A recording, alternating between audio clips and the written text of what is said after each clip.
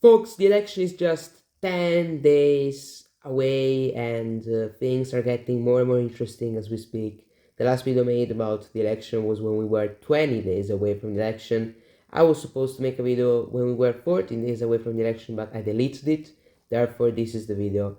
And probably there's going to be a video when we're going to be 7 days away from election night. So we're going to talk about what's happened in the last days. We're going to talk about it. We're going to talk about how the election is looking. We're going to talk about how the candidates are doing. We're going to talk about their strategies, what they should be doing rather than what they shouldn't be doing. And we should talk about loads of things. And we will talk about loads of things. We shouldn't just talk about them. We will talk about them. We will do both. So today we're going to talk about, for example, Trump at McDonald's. I already discussed it. I already talked about it. But I will, expand on it and maybe say a couple of things more. We will talk about Harris calling Trump Hitler, a move which has been done by Democrats for the last 10 years, but it hasn't worked really well. She was doing something smarter, I think, up until a couple of weeks ago, and I think she should go back to that if she wants to win the election. We will talk about the strategies of both candidates. We will talk about some massive things which have happened in the last days, and we're going to talk about the situation in general. And I also want to remind you that on November 5th, we will be live streaming election night. I will be with you. I will be watching the election. I will be following it closely. It's going to be all on this YouTube channel. And hopefully we get hundreds and hundreds of people tuning in and hundreds of people subscribing to this beautiful channel. I hope it is beautiful. And I hope you like this community. So that's what I want to say. And now let's jump into the video. Okay, so let's start by talking about the strategies of both candidates. So I think that Trump's campaign has been doing better than Harris's. I think that he's showing, I would say he's showing more energy, and I think that he is doing better things. That's what I think has been happening. On the other hand, I think Harris has kind of slowed down a little bit, to some degree, and more than she has slowed down, she was forced to change her strategy. As you saw, she's been now doing interviews. Before, she didn't used to do interviews, and now she's been doing interviews. And why is that? I think that she's been doing this because she realizes that if she wants to win, she needs new voters. That she realizes that she cannot hide in the basement. She cannot do what Biden did in 2020. And Biden in 2020 had an excuse, which was COVID, which were the lockdowns, which were the restrictions. Now there isn't that excuse anymore. She can't use that as a Trojan horse.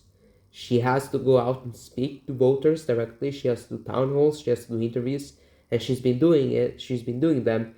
But those town halls and those interviews are not being as successful as they should be. And they're not being as great as they should be. And they're not being as great as she would hope they would. That's what's been happening basically, with her town halls and with her events. So I believe that Harris's campaign is a little bit falling apart to some degree. I still think she's gonna win, just because it is my gut feeling, guys. It is my gut feeling. Let me make this clear. This is just my gut feeling. It is not based upon data. It is not based upon polls. It is not based upon keys. It is not based upon anything. It is just my gut feeling. Something is telling me ever since I started following this election, even when Biden was the Democratic candidate, that Trump's not gonna win. Something has been telling me this. This is my gut feeling. I hope I'm genuinely wrong because I support Trump. But, this is just my idea. And I hope I'm wrong, as I said. Now, regardless of that, let's go to Harris's strategy. She's been doing more interviews. She has brought Obama to her campaign. This, I think, is a desperate move. She wants to gain back, black voters. She feels like she's not doing as well as she should with blacks, especially with black men who feel disenfranchised by the Democratic Party. And I feel like she's bringing Obama because she needs him. But the problem for Harris is that Obama's fans do not transfer to another person regardless of what that person says. So if Obama were running, he would probably win, I think. And he would probably get a couple of million. Maybe he would get I don't know how much he got in 2008 and 2012 with the black man, but let's just assume he got 92% of the black voters. Now Harris maybe is getting 75%. The fact that Obama is running, the fact that Obama is campaigning with her, and the fact that Obama's been supporting her loudly doesn't mean that the 15% which has left the Democrats is going to now go back to the Democrats because Obama told them to vote for Harris. No, and that's the problem Harris has. You know, that's the problem she has. And she knows that she's been struggling with black voters. Her percentages are lower than they should be. And she's been struggling with black voters, and Obama is just one of the last cards that Harris has. I knew she would have thrown this card. I know she would have. There is no doubt about it. I know she would have. But I do believe that, she's a little bit desperate. I still think she's going to win, unfortunately, but I think she's a little bit desperate. And that's why she's brought Obama. That's why she's brought Lizzo, for example, saying that, if Harris wins, the whole country is going to be like Detroit. They say if Kamala wins, then the whole country will be like Detroit. Now, I know nothing about Detroit, but from my understanding, that didn't come across as a great thing. That actually came across as something rather negative, since Detroit is probably, I'm not gonna say full of crimes, but I don't know the situation in Detroit. But people didn't like that statement, particularly by Lizzo. And then we see, Mark Cuban also, but he's not influential. Then we see Bruce Springsteen jumping on the campaign trail and supporting Harris. It looks like Harris is a little bit desperate. And what Harris was doing right in August, September, that she now isn't, was insulting Trump. So whether insulting Trump is a successful strategy for Harris in this election is a debate we should have. I don't know whether it is a successful strategy. It might be, it might not be. But what's certain, I believe, is that the way she was insulting him before was way more creative than now. Calling Trump Hitler, calling Trump a fascist doesn't work. It didn't work in 2016 when Hillary Clinton and the Democratic Party were calling him that. It doesn't work now. And now it doesn't work because we saw in his 4 years that he wasn't Hitler and he wasn't a fascist. So it is a strategy which doesn't work. On the other hand, when Harris was insulting Trump by calling him weird, that strategy was way more effective than calling him Hitler. Simply because calling Trump Hitler is nothing new. Calling Trump Hitler is nothing which makes the headlines anymore. I know that there have been people who have been close to him who have called him Hitler. It is fine. The fact that those people say that Trump was like Hitler, the fact that those people say that Trump has said that he would like to have generals like Hitler, first of all, doesn't mean he said those things, but I don't know anything. I don't know whether Trump has said he wants generals like Hitler.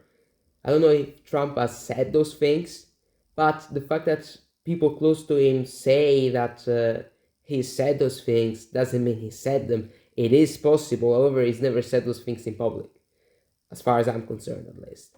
So the strategy of calling Trump Hitler doesn't work, and we are seeing this. Kamala Harris is going down in the polls, and that's because she stopped doing what she was doing before, and the interviews haven't benefited her in any way, shape, or form, because as we know, Harris is bad at interviews.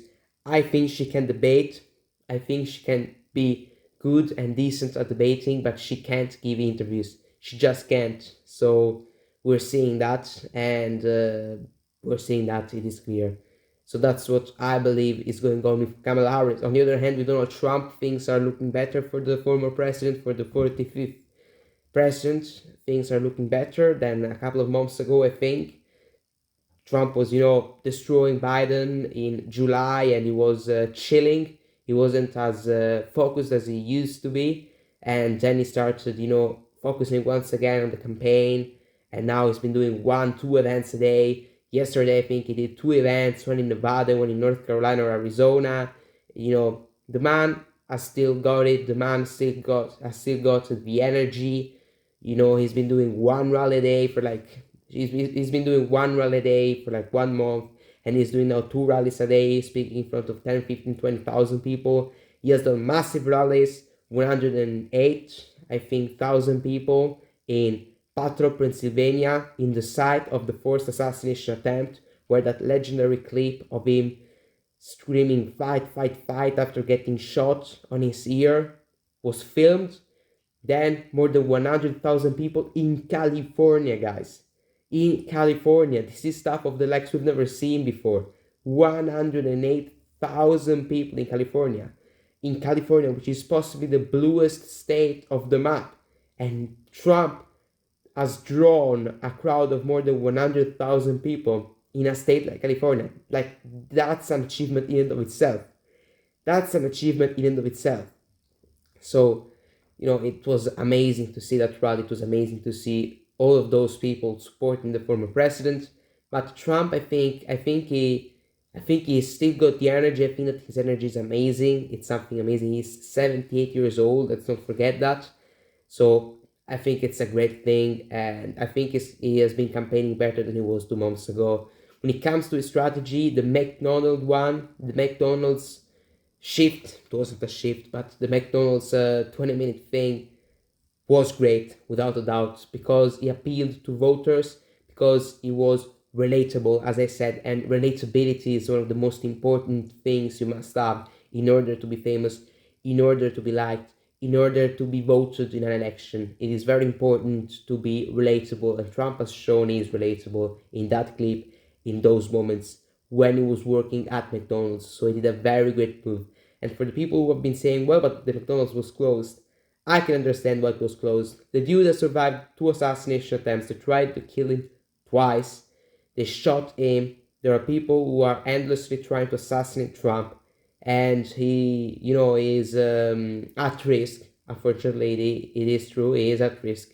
So closing the shop, closing the McDonald's, and checking every single car, which is what Secret Service did, I think it was wise. I think it was, especially given what's happened. So saying that Trump didn't actually work and he closed McDonald's and it is all about himself, fine, it is all about himself, whatever. But, I've heard I heard people saying, he should have talked about the minimum wage and now it should have been raised. Like, that was a funny moment, and he was genuine, he was relatable, people could relate to him, it was a great moment. And on the other hand, Harris has attacked him for that thing at McDonald's. And that's the wrong strategy. What Harris should have done was move on and take advantage of what Trump did at McDonald's. So say, okay, you worked at McDonald's, fine. What Harris should have said is this: we saw Trump, doing the McDonald's stuff. It is fine. I'm gonna, put a minimum. I'm gonna raise the minimum wage, rather than just do a show. That's the way Harris should have dealt with it. On the other hand, she's just obsessing over this Trump McDonald's stuff, and that's what's gonna cost her the election. Maybe if Harris loses, her obsession with Trump, TDS, Trump derangement syndrome, is what has made Harris lose the election. If that happens, if Harris loses the election, it is because she's being obsessed with Trump. It is because every single thing Trump does, she talks about it rather than focus on her campaign. That's the mistake I think she's been making lately, and on the other hand, Trump has been, doing great rallies with tens of thousands, hundreds of thousands of people. He's been drawing big crowds, but as we know, guys, Trump is great with crowds. He can draw very, very, very, very big crowds. So Trump is closing this election strong. And if we talk about October surprises, and then we finish off this video, is calling Trump Hitler an October surprise? Is it all Kamala Harris has? Calling Trump Hitler? This is stuff which was being done 10 years ago when he came down the escalator. Trump's Hitler, Trump's gonna be a dictator. Fine. We saw he wasn't a dictator in his first term. He's not gonna be a dictator in his second term either. it's difficult to believe he's going to be a dictator. It would be surprising, at least. And it's first of all, I would say, I don't know, the US is a republic. In a republic whose bureaucracy is as thick as the one America has, I think it's difficult, to be a dictator. I think it is difficult. But regardless of that, this whole thing of calling Trump a dictator is brutally failing. And comparing him to Hitler is brutally failing. And this isn't surprising in any way, shape, or form. Democrats and Harris should move on and should instead attack him differently if they want to attack him at all. If they don't want to attack him, it is fine. It's better than calling Hitler. It doesn't work. It's been proven it doesn't work. I don't understand why they keep doing that.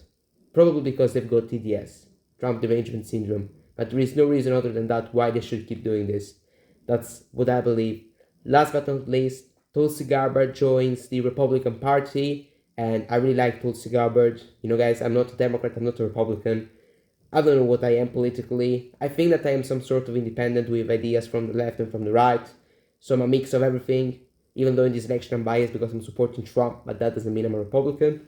But regardless of that, I think that what's been happening with Tulsi Gabbard is a perfect example of how the Democratic Party has disenfranchised its values, probably, I would say. On the other hand, Republicans are now more reasonable and I think less radical. I'm not saying the Republican Party hasn't been radicalized by Trump. Certainly it is more right-leaning than it used to be 10 years ago. However, the Democratic Party, I think, has become worse than the Republican Party is now. That's my opinion, folks, and we're just 10 days away. Get ready for the big night and get ready to follow it live with me on this channel because we are going live on election night and you don't want to miss that. You certainly